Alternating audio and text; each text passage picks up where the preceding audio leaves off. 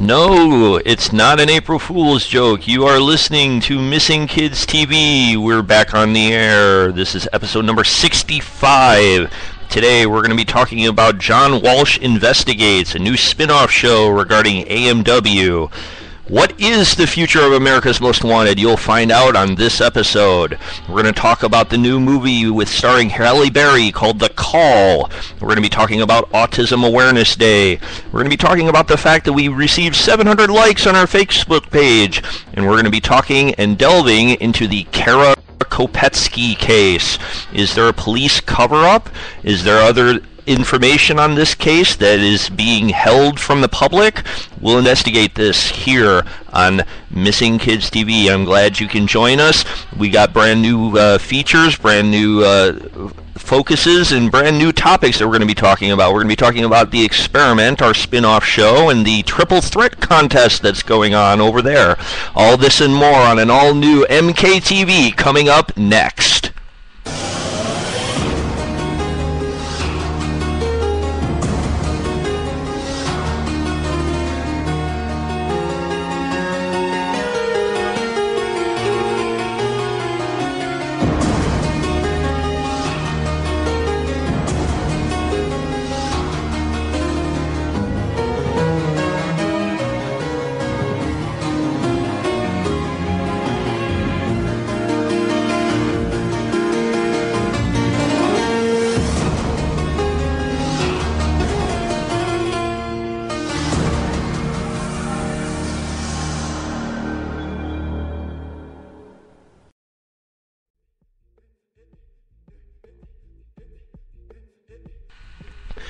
Welcome to episode number 65 of Missing Kids TV, otherwise known as MKTV. My name is Steve, and I'll be your host for this episode.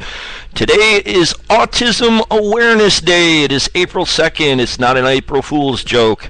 So, in honor of Autism Awareness Day, we are asking people to wear blue, to do something blue, to change your profile picture blue, paint your nails blue, wear a blue t-shirt. Otherwise, go out there and support autism awareness amongst people. Now, for those that may be listening for the first time, my name's Steve. I am an autistic individual. I make no qualms about that. My son is autistic. I know many autistic people personally. It's 1 in every 88 people is autistic in the world today. It affects both men and women, boys and girls. It's a lot more out there than used to be many years ago, and people are getting diagnoses and things regarding autism these days. So, we want to try and raise a little bit of awareness for that. So, if you could go and do something blue, that's cool. Spread awareness out there. That's what this show is all about, spreading awareness. Now, we're going to move on to another subject here now. Just recently, I went and saw the movie The Call, starring Halle Berry. For those that are unfamiliar with this movie, I'll be playing a clip from this particular movie in just a few moments here, but it's not a movie for everybody.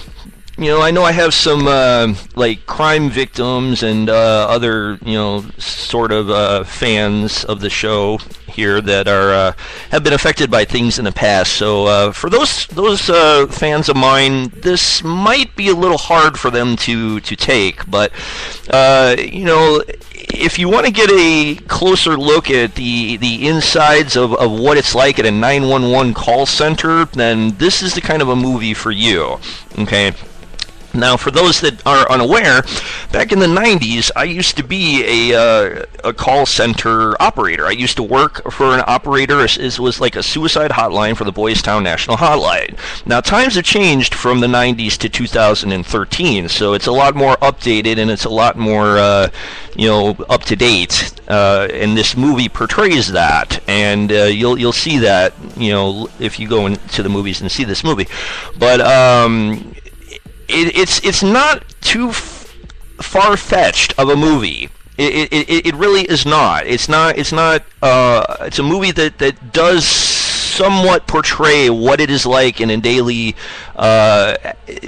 daily life for a 911 operator. So if that's the kind of thing that you're interested in, it's playing in movie theaters now, and I think I'd like to play a clip of this, the trailer for The Call, starring Halle Berry.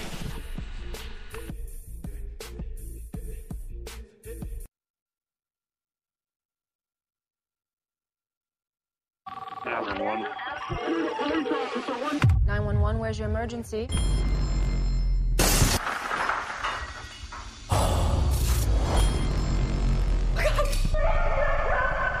Officers are going to be there any second. He's going back downstairs. Leia? I think you heard the phone ring. Whoever this is, I suggest you leave that house before you do anything you're going to regret. It's already done. This marks the 6th girl murdered. Investigators believe they are dealing with a serial killer. I'll be here when you need me. You know that, right? I'm on my way home now. Love you too. Bye. Oh my God. Oh no! 911, where's your emergency? I'm in the trunk. I've been kidnapped. There's no location. It's a disposable, no chip. Please help me. I don't know what to do. Okay, listen. For us to help you, I need you to help me. We're going to fight. Can you tell if you're on a freeway or... Surface Street. Freeway. Okay, kick the tail lights out. I did it. Good work. And I want to see if any other car is going to be able to notice you. Now find a release lever. Please, I've been kidnapped. Open the door now!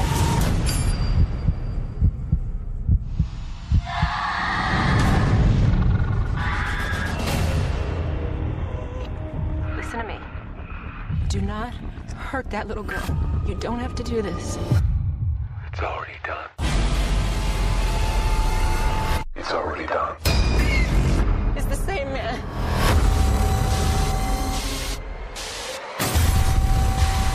We are going to find you. Where's the house?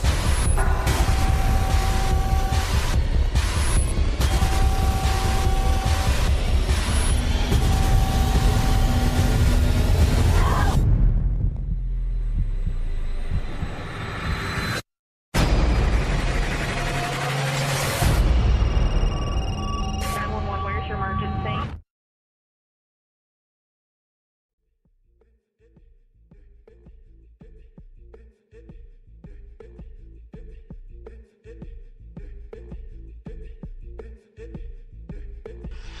Yeah, that's a very dramatic movie. Like I said, it's not for everyone, and for those that are fans of this show who are victims of a crime, I need to caution you, this might not be a movie for you. I don't want to bring up any bad feelings or bad memories or anything like that.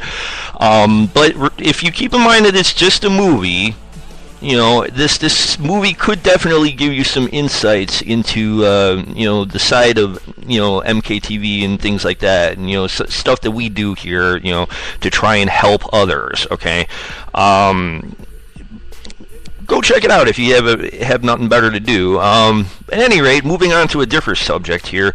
I have some news to pass along, and unfortunately, it's not an April Fool's joke. I really wish it was, but sadly, America's Most Wanted has been canceled on the Lifetime network. Yes, Fox canceled it once and was picked up by Lifetime, and now Lifetime has also canceled America's Most Wanted. But do not fret. Do not fret, because there is a spin-off show in the works to be picked up on the Lifetime channel and to be aired sometime in April. It is known as John Walsh Investigates, and the pilot episode of this show has already been filmed. Okay, so it's supposed to come out sometime in the month of April. I don't know. We will keep you informed right here on MKTV as to when that is going to air on the Lifetime network. Now, additionally, America's Most Wanted is being marketed to other channels. Could Fox pick it up again? Possibly. Could it be aired on Lifetime again at some point in the future? Possibly. Could another channel such as the Investigation Discovery Network or True TV or Court TV or something like that pick up America's Most Wanted? It is possible. When we know, we'll let you know. Additionally, as always, MKTV will bring you brand new episodes of America's Most Wanted related cases right here each and every week. So make sure you hit that follow button and you follow along, okay? You can follow us on Facebook at facebook.com/missingkidstv. I'd like to say that I'm very happy the fact that we just received our 700th like on our Facebook page. So that's really awesome. We're somewhere around 717 likes or something like that, and going higher and higher each and every day, due to the support of listeners like you. Okay, so that is very, very cool. We have somewhere over 177,000 video views on our YouTube channel at youtube.com/missingkidstv. So make sure you subscribe to us there. We have well over 200 subscribers over there now, so that's really awesome. I really like that. All right, so without any further ado, I'm going to delve into the Karen Kopetsky case in just a second here. Before we do that, I'm going to do a quick commercial break, and then we'll be back. But before we get to that commercial break, I need to set up this case for those that may not be aware of what this case is about. Okay, the Karen Kopetsky case is a case that I first worked on way back in 2007. It's one of the very first cases that I ever dealt with here on MKTV. Okay, Karen Kopetsky is a student who went missing in 2007, and she's still unfortunately missing to this very day. Now, there's two sides to the story here. The first side that I'm going to play when we get back from the commercial break is the side of the police. Okay, we're going to give you the police's side and their take on what's going on with the Karen Kopetsky investigation. The first clip that I'm going to play is of a police chief in Missouri that was the head of the Karen Kopetsky case back in 2007. You're going to hear comments from them regarding the investigation. After that, I'm going to come on and I'm going to talk about it because there's a flip side to this case, and we're going to bring that case to you right after we get through with our commercial break here in just a second. So thank you. We're going to delve right into this and be right back in just a moment with more right here on Missing Kids TV. Now you can get the same AMW gear that cops all ask us for. AMW ball caps, AMW shirts, AMW mugs, and much more. Just go to our website, amw.com. Click on AMW gear. Soon, you'll be making a difference with style. We developed some information the last couple weeks that led us to want to search the field here to our east. With the help of the FBI, we're conducting that search today. I'm not going to release any information as to what we developed or if we find anything. I won't be specific about that, and hopefully I'll be able to update you all later this afternoon. Sergeant, can you describe the area that you're searching? I see there's tents. It's a sparsely wooded area. It goes back. There's a creek bed that runs through there. The area basically stretches from about 88th Terrace to 90th from here on Elm all the way over to Raytown Road. Can you tell us about the tips that have been coming in? I know not specifically this one, but have you guys been receiving a lot of phone calls? This is, going on 3+ years. We've received calls from the TIPS hotline, from the National Center for Missing and Exploiting Children almost daily. Sometimes we may go a couple days without anything, then get 5 or 6. So information's always coming in. We appreciate the public's help in this, and you're also helping getting the information out. We are still looking for her, and if anybody has information, we encourage them to come forward with it. Sergeant, can you say a little bit more about how some information, I believe you said, had developed over the last couple of weeks? Was that through phone calls or? Just our investigation. We've, like I said, we've constantly worked this case, and we developed some information a couple of weeks ago, and that's led us to where we are today. How positive are you guys going into this search? This is a pretty, we were talking about earlier, this is a small area compared to some of those other searches off 71 Highway that were miles long. This is a specific area right now. We're as confident as we can be with any search. We take the information we receive and follow it up. Hopefully we're in the right spot. If not, we'll search again if the information comes to us that we need to search again. Can you tell us a little bit about what's being employed in the search? We noticed there's ATVs. Are you bringing in like hounds or anything of that nature? Nothing like that. No, it's just officers and agents on foot combing through the underbrush and the different areas where we might find any kind of evidence.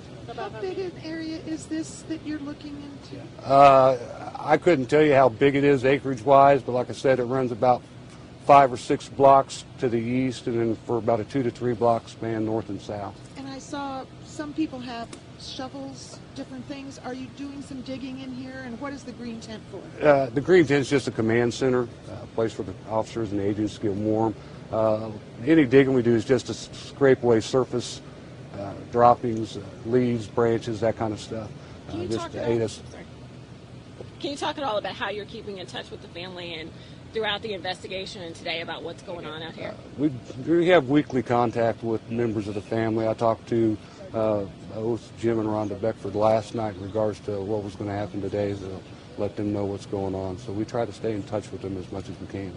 Yes, the FBI is here. Right now there's probably anywhere between 30 and 35, maybe 40 officers working on this. Not all here. We've got other officers doing other things too. Are you concerned at all with... I'm sorry. Go ahead.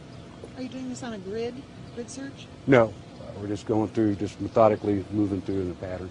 Can you talk about whether the weather itself will play a factor in this role? I mean, there's still snow on the ground. Did you guys wait for a period of time for it to melt before deciding to come out here today? We waited a couple days. We didn't want to wait a long time. Like anything, you don't want to wait between, we're not worried about maybe people, but animals and different things like that. If more rain comes through, it's kind of a low area here. We don't want anything washing away. So that's, like I said, we would have liked it to be sunny, 80 degrees and no snow on the ground, but we do what we got to do when we have to do it. Have you found anything so far? No. And Sergeant, we're on live now. If you could just again talk about what led you all here to this spot. As I said, we've been investigating this case, of course, now for almost 4 years. Here in the last couple of weeks, we developed information through that investigation that led us to believe that there might be something to find here, and so we decided to conduct a search. And today is just the day we decided to do it. For people that are not back there and cannot see that well, are there homes close to this search area? What does it look like back there for you guys? The area is actually separated from the homes by probably 50 to 60 yards and tree lines. It's a low-lying area. It's like a floodplain, so there are no homes down in that. There's a little valley. There's no homes in that area. How did you get the help of the FBI and other agencies? You've had numerous help over the years, but how did you get to that point today? We've been working with the FBI on this case for several years. They've been our extra arms and our, just helped us in numerous ways. And when this came up, they were more than willing to lend us their assistance. What kind of vehicles do you have out here? We saw some ATVs. John Deere, ATV vehicles, and most of those are just to transport tools up to the area. You can't drive those into the actual search area, just get us close. And what did Cara's family say when you told them that you were going to be out here? They wished us luck, said that we'd be in their prayers, and please contact them if we found anything. How long do you anticipate being out here? At least a few more hours, at a minimum. How frustrating is this for you personally, watching as all this time goes by and still nothing? It gets frustrating at times, yeah. I mean, I just know that someday it'll come to fruition. We'll find out where she's at and what happened to her, and it's just got to be able to, take it in stride on a daily basis. I mean, it's harder on the family than it is me, and it's not them not knowing bothers me more than me not knowing. Rhonda and Jim have really kept this story in the public eye. It's been on the national spotlight. How much has that helped as far as getting tips and the searches that you all have done so far? Anytime there's anything in regards to this case on the TV, whether it be local or national, we get flooded with information and tips. Some of them, of course, are erroneous. but there's a lot of good information that flows from that. That's why we like to cooperate with those shows when they have those on. What do you believe happened to Cara? What you said you get good information. Do you have more information now about what happened to her after she left school that day? We've got information that we've developed. I'm not at liberty to discuss it right now, but we've got a fairly good idea what transpired from the time she left the school for at least the following few hours. Sergeant, the two major searches here in the last year for evidence in this case have been local. Was it always assumed that she was somewhere in the area, or did at any time investigators think she had been out of the area? Well, there's always that possibility, and that crossed our mind that she could have completely left the area or been taken to some other location outside the immediate metro area. But like I said, for the information we've received has always been local information.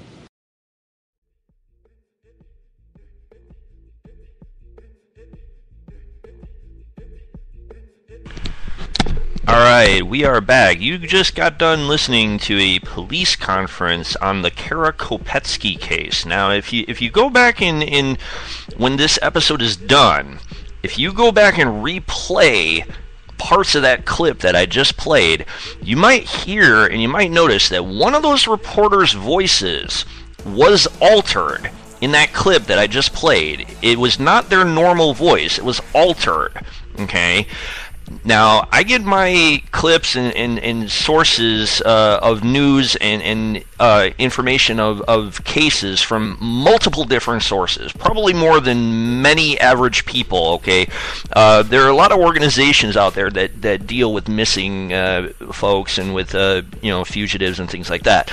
Some of them have, couple sources, or they have hundreds of sources. I have damn near every source, okay? I wish you guys could take a look at my inbox for my email. It's ridiculous how many different sources I have. But at any rate, I'm bringing this up because I want to stir a discussion about the Kara Kopetsky case in an attempt to raise awareness about this case and about what may or may not happen, not only to Kara, but maybe happening behind the scenes as it relates to the police in her town and things like that. Now, on a side note, I have a spin-off show known as The Experiment, okay? Over on that show, it's a show that has basically just music and, things that are a way to relax. The reason I'm bringing that up is because over there, we recently held a contest. I played 3 songs, and we wanted you guys to vote and discuss which song you thought was the best. Time is still available for you guys to vote on that. I'm trying to generate discussions amongst both shows, okay?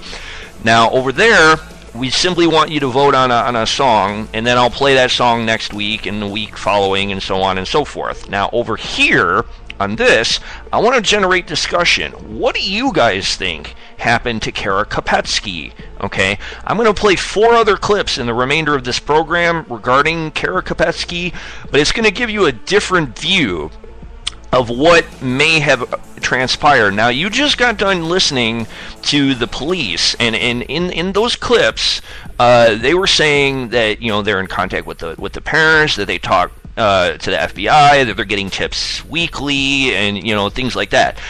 I don't think that that's true.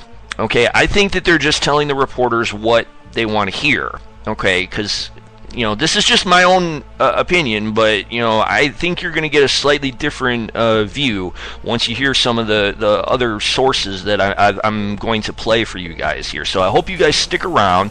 Hope you hit that follow button so you can follow along on these kinds of broadcasts and programs. Excuse me there as I get a drink of water real quick here.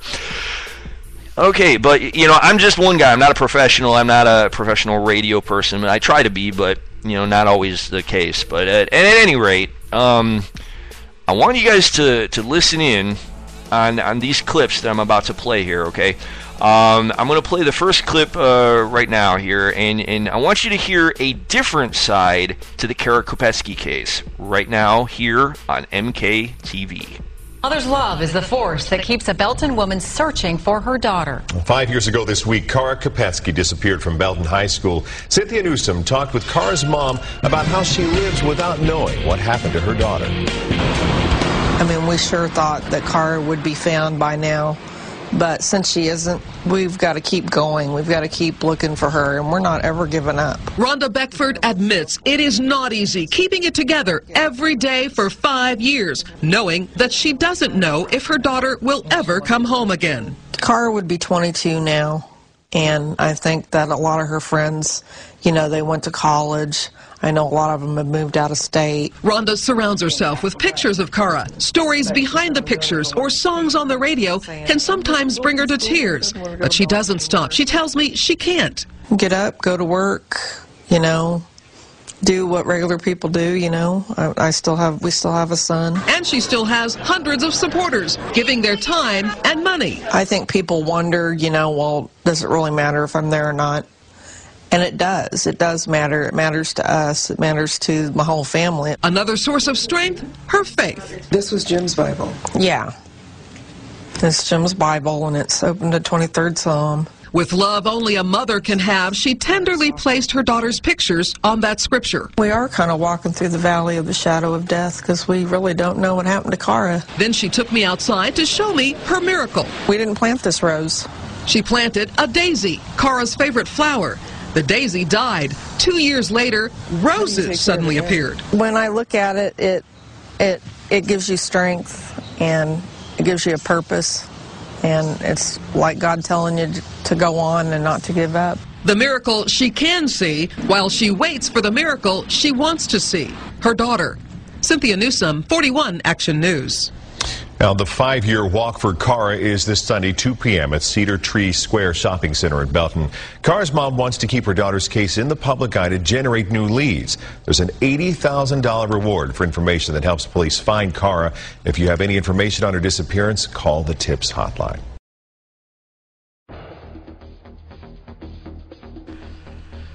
Alright, now I just want to point out here that I'm not doing this for the reward money. I'm not doing this for any kind of personal gain in any way, shape, or form. I don't even know Cara Kopetsky or her mom or anyone like that. I've never spoken to them. I don't know them personally.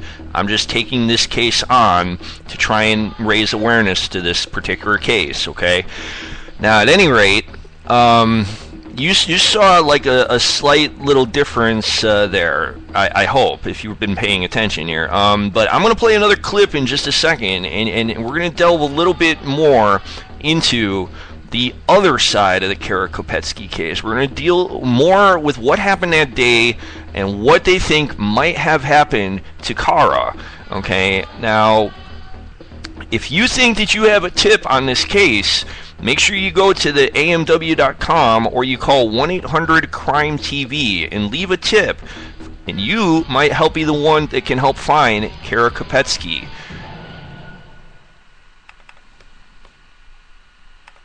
Tonight, a secret group is trying to find Cara Kopetsky. And the 41 Action News investigators team was there when a cadaver dog made a hit for 6 months. Investigator Russ Potasic has been embedded with the secret group. Well, Mark and Krista, as you know all too well, it all escalated back in November when our investigation uncovered clues we believe Belton police overlooked. We introduced experts to the Kopetsky family, who we sought out during that investigation. Other experts offered help on their own at no cost. In the end, they began working together as the Kopetsky sleuths. You'll soon understand why we are blurring their identities, even that of the cadaver dog. You're watching a cadaver dog begin its search for Cara Kopetsky, who's been missing for nearly 5 years. This search and others are part of a months-long investigation, not by police, but private individuals checking out clues as obscure as graffiti in abandoned buildings. This here says, Cara is gone. The secret group members fear reprisal from police or suspects in the case and do not want to be identified. What's this say? Murder make me happy? I did it. Some of the Kopetsky sleuths are retired police. Others bring civilian expertise in psychology, research, or, like this woman, searches for human remains. Before her disappearance, Kara Kopetsky appeared trouble-free in these home movies. Don't take me! I'm gonna... But she's remembered mostly from this Belton High School surveillance video the day she disappeared in May 2007. Kopetsky vanished just days after she filed a restraining order against her boyfriend, Kyler Yost, alleging he kidnapped her, restrained her, and threatened to slit her throat. The flag flown outside her home and new family heirlooms are further proof Kara Kopetsky's family hasn't given up. This is Kara's sophomore picture. More pictures of the missing teen are on the family Bible. It's opened up to, yea, though I walk through the valley of the shadow, the 23rd Psalm. Of all these things up here, which one's the most precious? Oh, probably the finger crochet, because Kara made them with her own hands and her own love. Obviously, this here says, I will kill. The secret Kopetsky sleuths fear Belton police are not following up on clues their group has uncovered, and instead accuse police of trying to intimidate them into ending the family's investigation. From what I've heard and from what I've been told from the individuals, yeah, I do believe that they've been trying to intimidate them and scare them off to where they'll quit helping us. One Kopetsky sleuth says police threatened a grand jury would possibly subpoena them for interfering. Nobody wants to be threatened with the possibility of a grand jury when you're trying to do the right thing. Have you or has anyone in this group done anything even bordering on illegal? Not to my knowledge, no. Any of the people that's in the group to help bring Kara home, I mean, everything has been front and center and within the law. Belton police have declined our interview requests. Witnesses say they have been to the house where that cadaver dog hit. When we went to Belton at night to see for ourselves, the Kopetsky sleuths asked us not to identify them or disclose even what part of town we were in to protect the possible crime scene. There's been a lot of rumors and innuendos about that house. I don't know if she is or isn't there, but I mean, there's a lot of unanswered questions. This cadaver dog is trained to sit when it smells human remains. As our cameras rolled, it sat repeatedly in the same area. At some point, there was human remains. How sure are you? I'm 100% sure that he is alerting on human remains. Upstairs, a family lives in this home in constant fear. I'm convinced that something happened to her here. It's very possible that Kara is here and nothing's being done about it. After the Kopetsky sleuths reported their find to police, she says officers came to the house but left after only 40 minutes. No, I don't really believe you can do a thorough search in 40 minutes. Do you think there's a chance Kara's body is inside that house? Those dogs are hitting on something. I think it's a possibility that, yes, she could possibly be there. She says authorities have not returned to further investigate the house where that cadaver dog hit. But the Kopetsky sleuths say tonight police continue to investigate them. In a statement, Belton's elected police chief acknowledged considering a grand jury to question what he terms uncooperative witnesses. But every member of the Kopetsky sleuths I've spoken to say they have handed over each piece of evidence to either the crime squad or to the FBI. They acknowledge they're not handing it over to Belton. They say they don't trust the Belton police chief after 4.5 years to solve this case. And you can't have a grand jury without a prosecutor signing off on that. Okay, well, what do the prosecutors say about a grand jury? Well, we pushed the prosecutor's office on that today. They say there has been no submission from police, and there's no plan for a grand jury. Wow. All right, Presbytastic, an ongoing investigation. Thanks. You bet. It's absolutely mind-boggling to me here to think that police individuals might be hindering a missing persons case. You know, I'm not the kind of person that you know, goes and slanders people and you know, or anything like that, but it kind of makes you know, raise an eyebrow a little bit as to you know, what's going on here. Are there people you know, hindering the investigation into this case intentionally? Kind of makes you wonder now, doesn't it? All right, I have a couple more clips to give you a little bit more insight into what this is all about here. We'll play that in just a second here. But first, we're going to play a quick commercial about the 5-star urgent response unit, which I am all in favor of. If you don't have this, you should really go and get this product here. And then we'll be right back with more on Missing Kids TV. Yes, it's dark and I am scared. It can happen in an instant. You get separated from your child. Your dad doesn't feel right, but he's not sure he should call 911. You just feel uneasy walking to your car. With 5-star urgent response, one touch and you'll be immediately connected to 5-star agents or 911. Calling 5-star. This is 5-star. How can I help you? I can't find my mom. Using enhanced location tracking with GPS, these agents can determine your location and get you the help you need. An ambulance is on its way.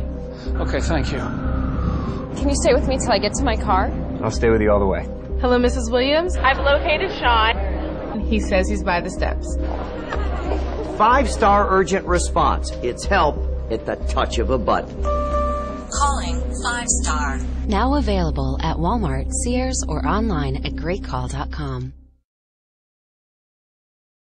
4.5 years after Kara Kopetsky disappeared, the NBC Action News investigators uncover new clues. Reports of a confession and a witness who says he was ignored by Belton police.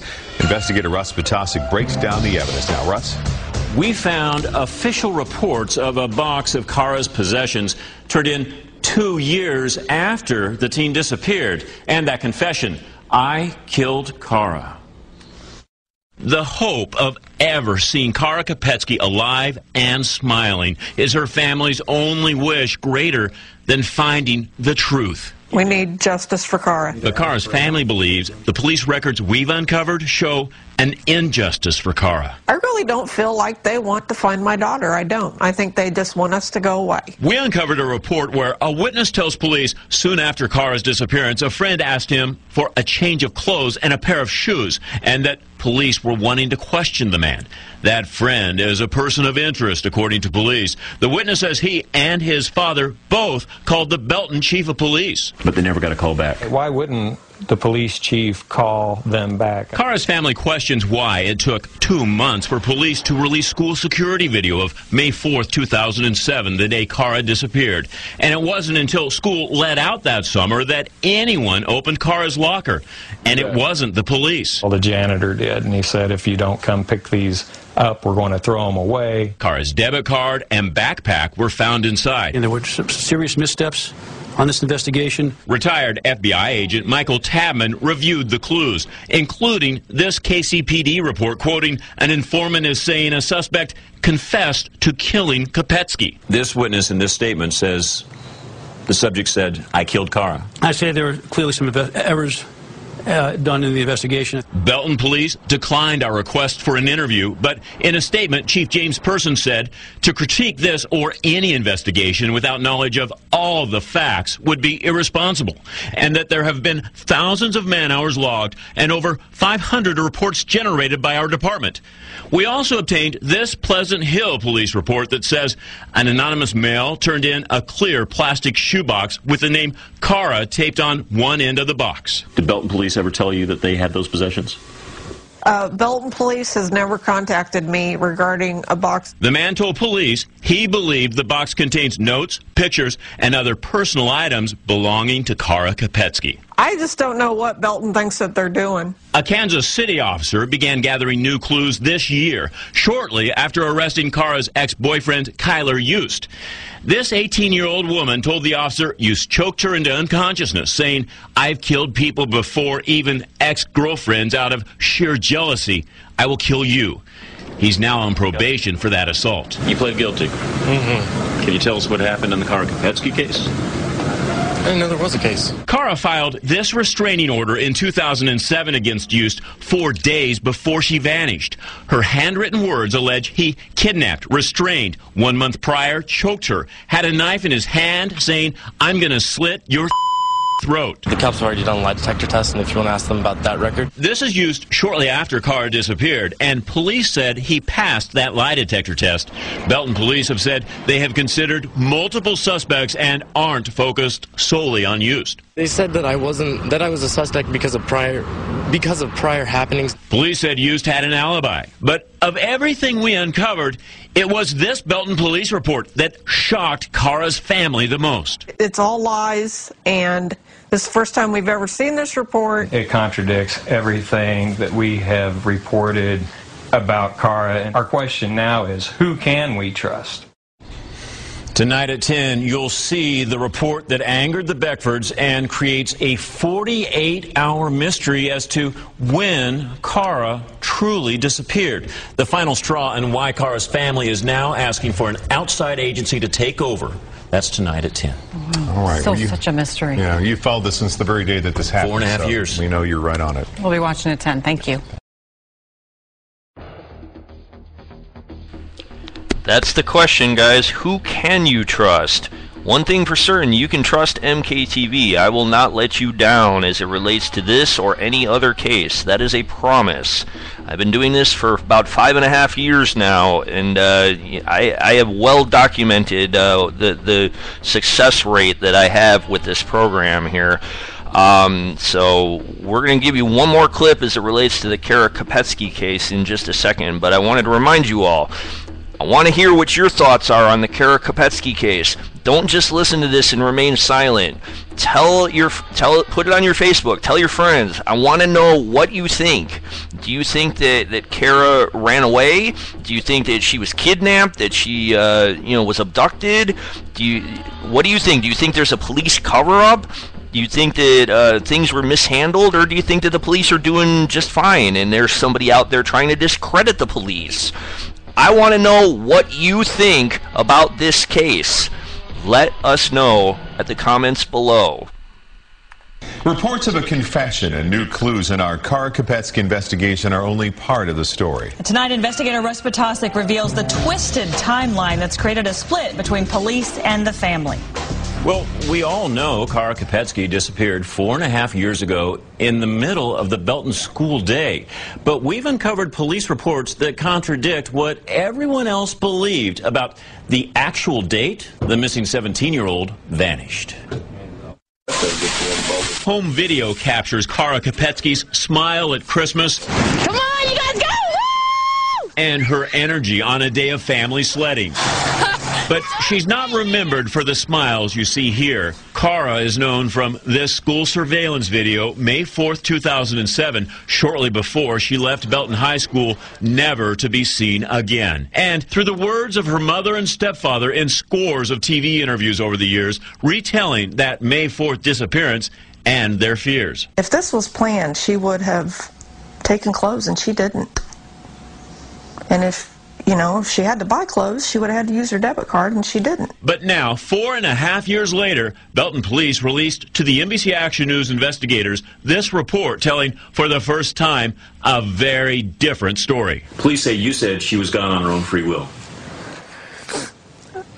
That report is a lie. The report says Cara's mom told police the 17-year-old was with the suspect willingly and was not being held against her will. None of this ever came from us. None of it's true. No. The report says on May 4th, 2007, an officer contacted Cara's mom, Rhonda Beckford, via telephone, who advised police that the MP, meaning missing person, has in fact been missing since May 2nd, 2007. That would be 2 days before anyone knew Cara Kopetsky had disappeared. That's all a lie. None of that ever happened. I never talked to any police officer over the phone. Cara was at home every day that week. She went to school every day that week. The Beckfords say that didn't change until May 4th, when Cara left home in the morning and went to school. They say police did not call them. they called Belton police, and an officer physically came to their home and knocked on their door. It just solidifies what I had already suspected. Which is what?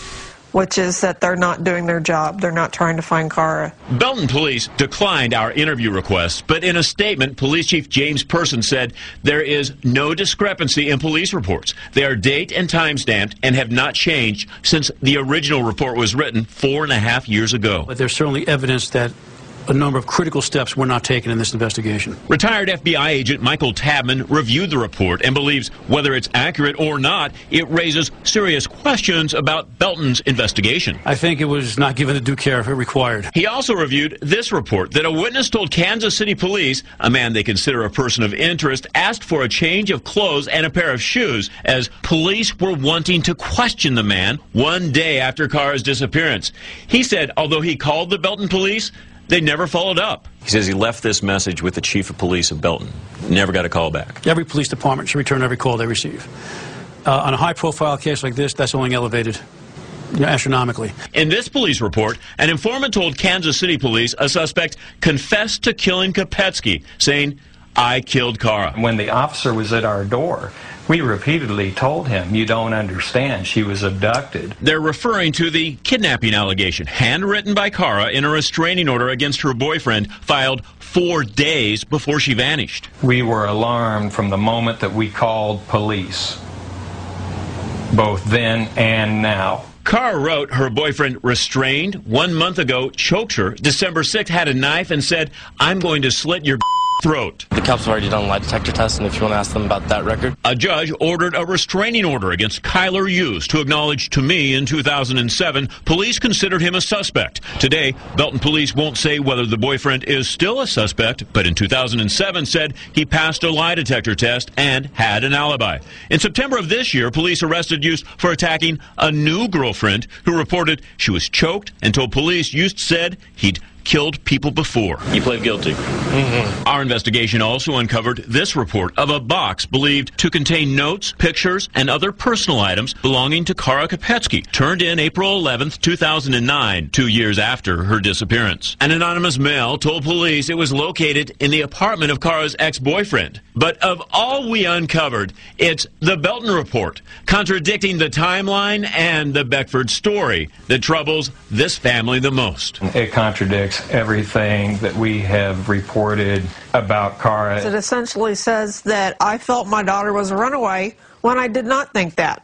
I felt that her life was in danger, or I would have not have called the police and reported her missing. The police chief writes, memories can change and fade, but these written documents are a permanent written record, and he will not be put in a position of public conflict. Come on, Mom! Today, Cara would be 21 years old. Today, the family retained an attorney to take on Belton police. And regardless of the true first date Cara disappeared, they want a new agency to come in and take over this investigation from the very beginning. Wow. And I know the family still believes there are people out there that know something. They are pleading that anyone who knows anything, call the TIPS hotline. There's an $80,000 reward. All right, you've been on this case since the beginning. We know you'll stay on it. All right, thanks, Russ. Now you can get the same AMW gear that cops all ask us for. AMW ball caps, AMW shirts, AMW mugs, and much more. Just go to our website, amw.com. Click on AMW gear. Soon, you'll be making a difference with style.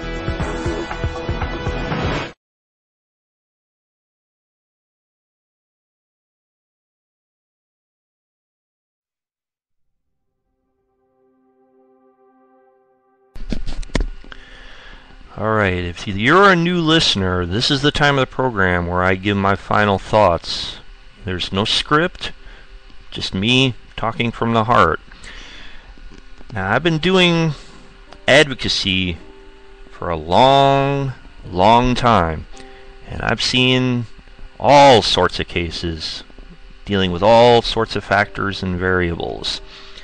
I've seen cases where the parents themselves are the ones that have abducted the children. Many of my friends are dealing with similar cases such as that right now. Do I feel as if the parents are involved in this case? No, I do not. One thing is for certain. There's a missing teenager out there. Or should I say a missing 20-something-year-old out there now. What exactly happened to Kara on that day in 2007? Was she abducted by an ex-boyfriend, as some people allege? Is there a cover-up? Was she killed? It's possible that we may never know. There is an $80,000 reward in this case. And if you feel that you have a tip, or if you think you've heard something, or if you've seen Kara, please leave a tip at 1-800-CRIME-TV. I will have the profile of Kara up there at facebook.com/missingkidstv for you to take a look at and to familiarize yourself with the Kara Kopetsky case. Now, each and every week, we focus on a different case here at MKTV. Next week, we'll focus on some other case. And later on this week, we'll do another experiment case. But I want to make sure that something is perfectly clear to all of my listeners. When I move on from one case to another, it does not mean that we forget the case that we covered. Kara will not be forgotten, just as there are hundreds and thousands of other cases out there that we will not forget. It is my intention through this program to help raise awareness on multiple different topics, whether it be autism awareness or whether it be cases like Kara. This show is being done and being produced for you. So make sure that you hit that follow button, and you follow along, and you tell your friends. It's only through the power of people like you that this show can go on. If we all work together, this show can perform miracles. It has happened before. This show has found missing children and reunited with them with their loved ones. This show has captured fugitives. This show has raised awareness on multiple different topics, such as autism, smoking, drunken driving, train safety, drownings, and all other sorts of things.